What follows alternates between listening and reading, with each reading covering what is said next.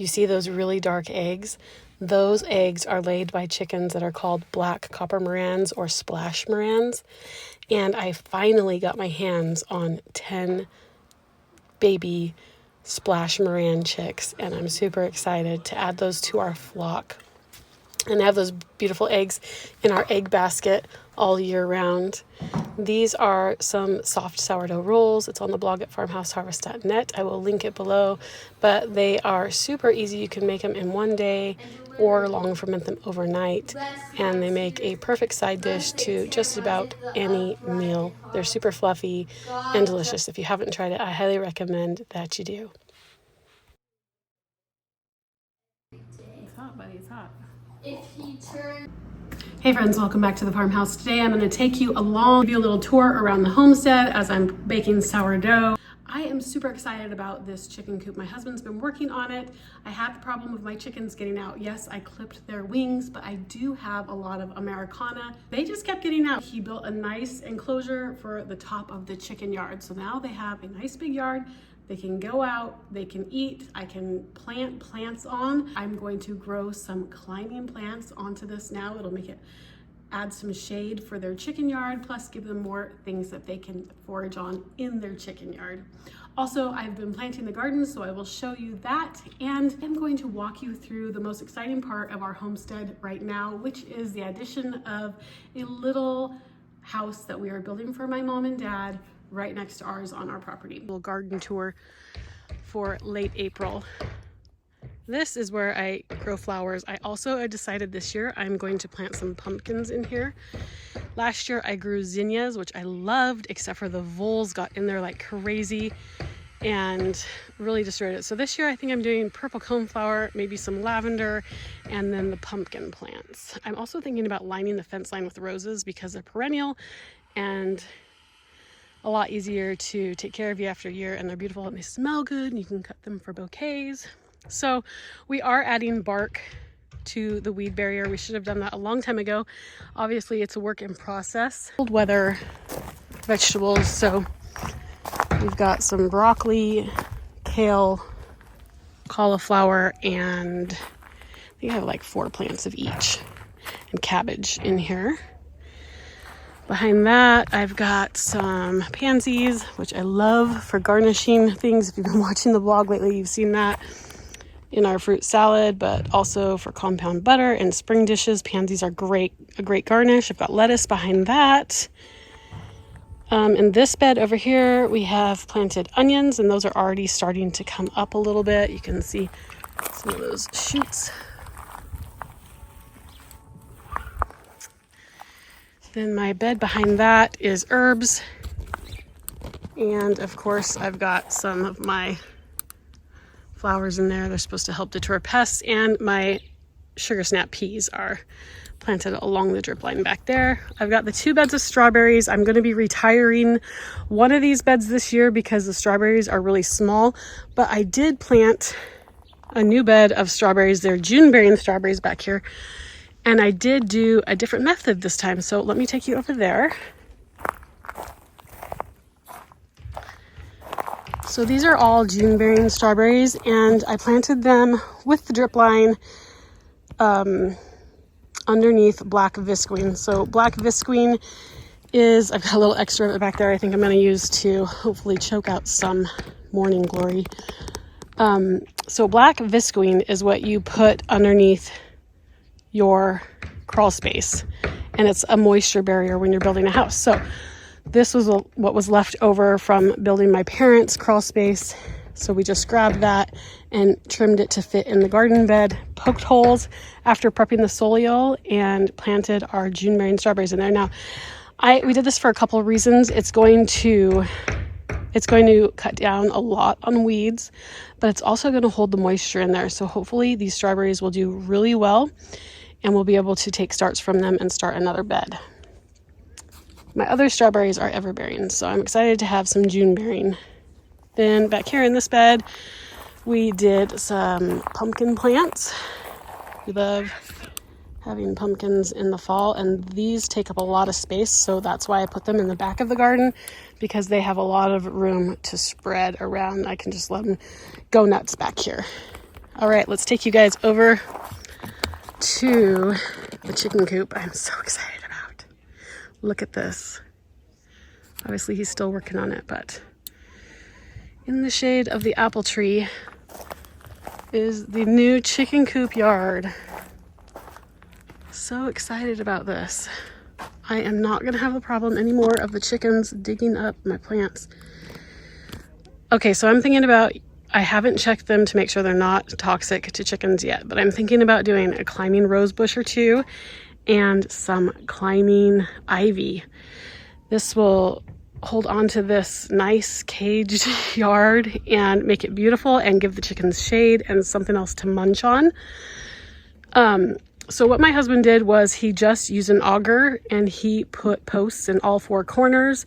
Those posts are only about 4 feet high, 4 to 5 feet high as the pig panel is. So we used pig panel and goat wire on the bottom to keep the little chicks in. And then over the top of it, he just framed that in with 2 beams at the top. So he used a post and pole kind of like method where he just put the big post, a 4x4 post, into the ground right here, ran it up, and then he used 2x6s, took it from there, and then that's 16 feet, and attached it to the chicken coop in the back right there. And then he used metal brackets to attach that there. And then he just framed in the sides of the coop here with, on both sides, with 2x6s and ran 2x6s up at an angle and attached them to the top. And that's what's holding up the pig panel. We did decide to use pig panel. It's beautiful. It's super sturdy. It will last a really long time. And it will keep the hawks out and the chickens in. So I'm really excited about that.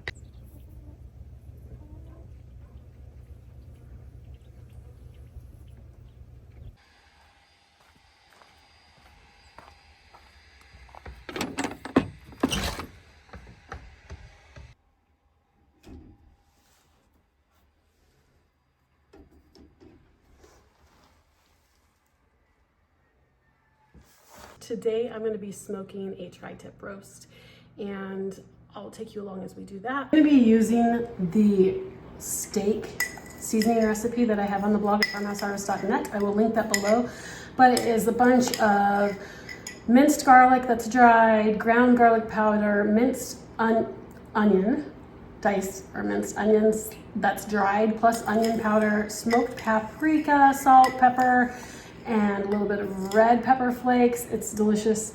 And I am just going to use this to season this tri-tip roast with, and it will be delicious. So I'm just gonna generously spread this all over all sides. You know what? I should have put some mustard on here first to help hold the seasoning on, but it'll still be delicious. Mustard's a great binder to help hold seasoning on to meat when you're smoking it. So it just needs flavor that complements the meat instead of taking away from it. I'm just gonna let this tri-tip sit on the counter, soak up all those delicious flavors while I get the smoker preheated to 225 degrees, and then we'll get that on there.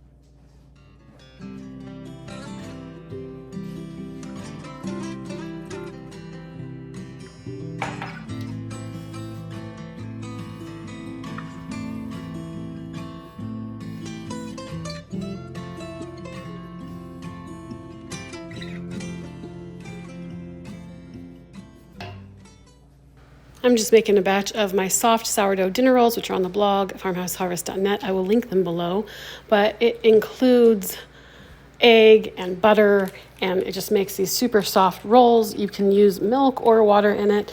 I'm using einkorn flour today, but I'll link that recipe below and write a few of the changes I made, like using milk instead of water and einkorn flour.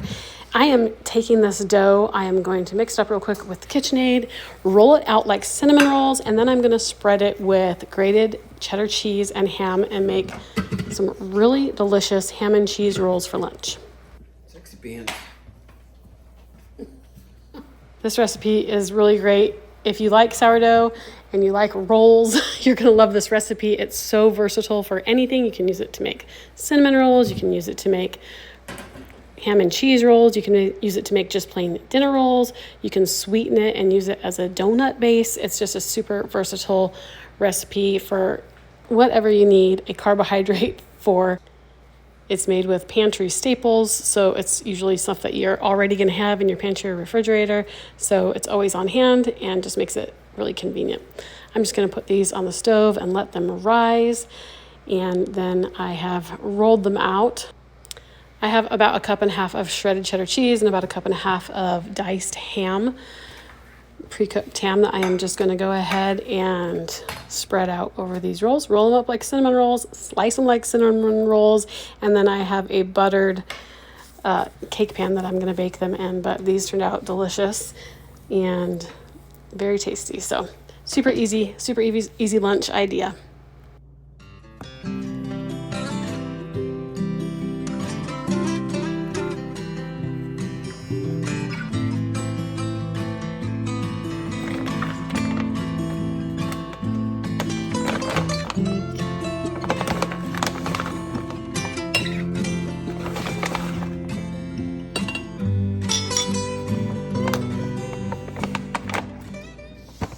I'm just gonna let these rise again until they get a little bit puffy, and then I will put them in the oven at 350 degrees and I let them bake for about 20 minutes until they're golden on top.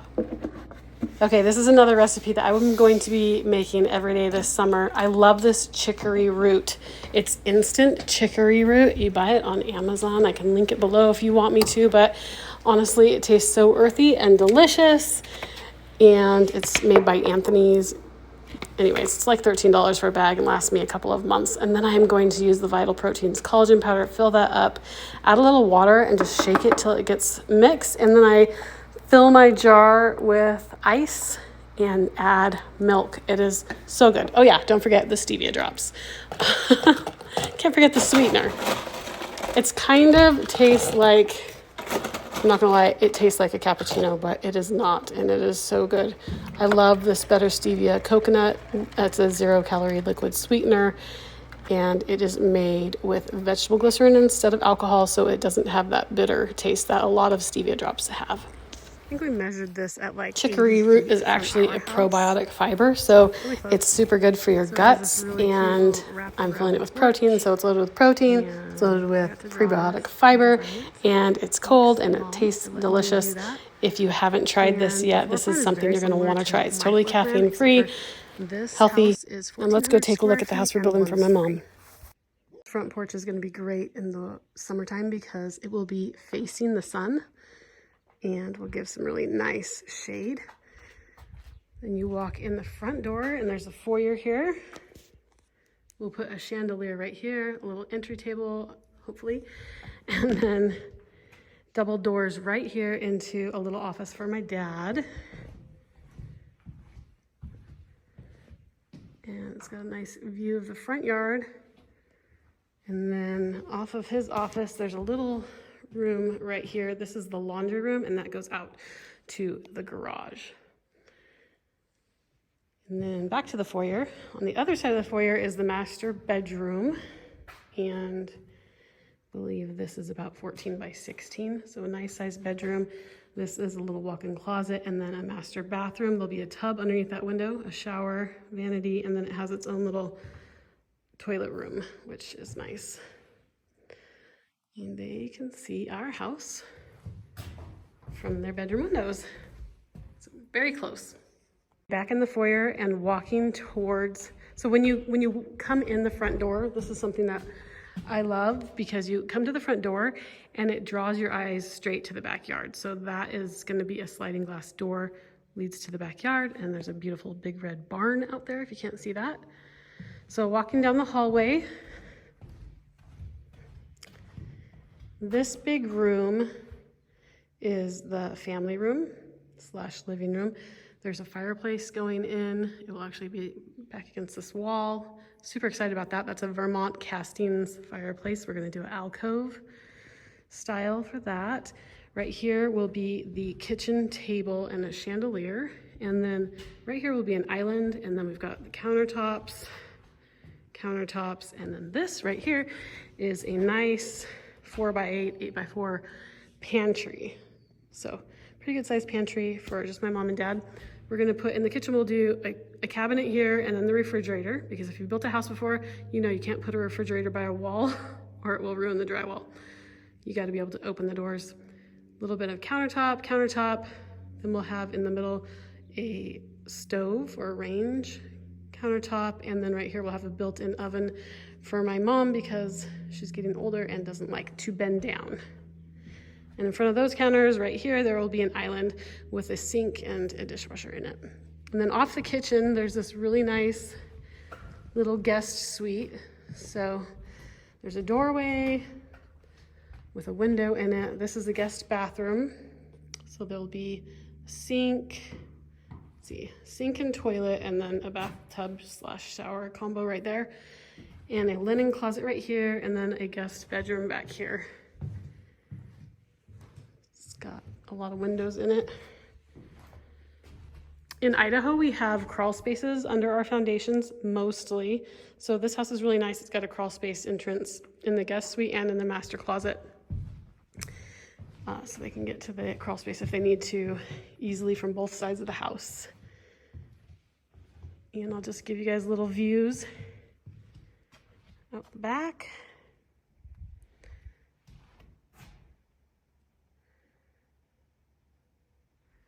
And then this room is actually facing south, which in the wintertime, these windows are gonna get a ton of sunshine, which is so nice because in Idaho, you need as much sunshine as you can get in the wintertime. The days are so short and it's so cold.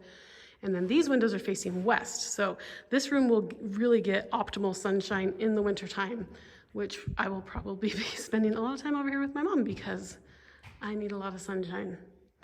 And it'll be nice and toasty warm with a Vermont castings fireplace right there.